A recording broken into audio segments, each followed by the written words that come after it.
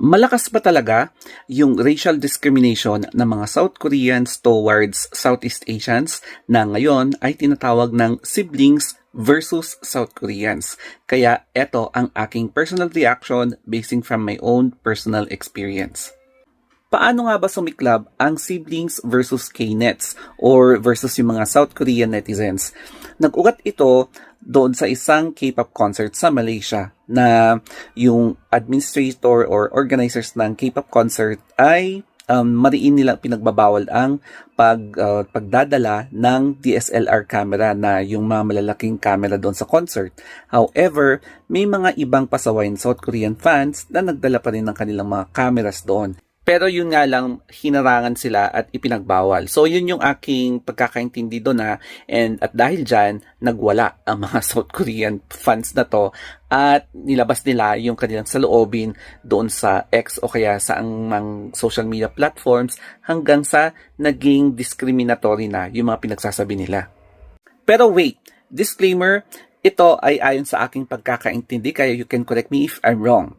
Alam ko medyo late na ang reaction na to pero meron din mga incidents dito sa atin na nakaranas din ng pagdidiscriminate ng mga kurikong na to dito sa bansa natin. So, imbis na mag-apologize ang ilan sa mga K-nets dahil sa ginawa ng ilang mga South Koreans doon sa K-pop concert sa Malaysia, iba ang naging resback nila. And ganito ang in-upload nila.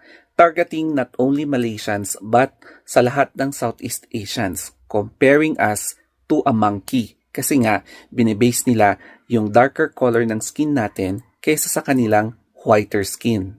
Aside from racial discrimination na ginagawa ng South Koreans towards Southeast Asians, meron din yung pagiging matapobre nila. And syempre, in our current situation, maganda yung pinapakita ng economy ng South Korea as compared sa performance ng economies ng Southeast Asians. That's why, ang tingin nila, mas angat sila sa buhay, mas supreme sila, and they are looking down against Southeast Asians. Ito na yung ating personal experience and reaction sa nangyayaring siblings versus K-nets. And for me, I agree na malakas talaga ang racism ng mga South Koreans towards Southeast Asians, including mga Pilipinos. Kasi when I was teaching South Koreans ng English, so parang English tutor yung eksena ko noon, ramdam mo talaga na may negative vibes from medyo yung mga madam-madam na South Koreans.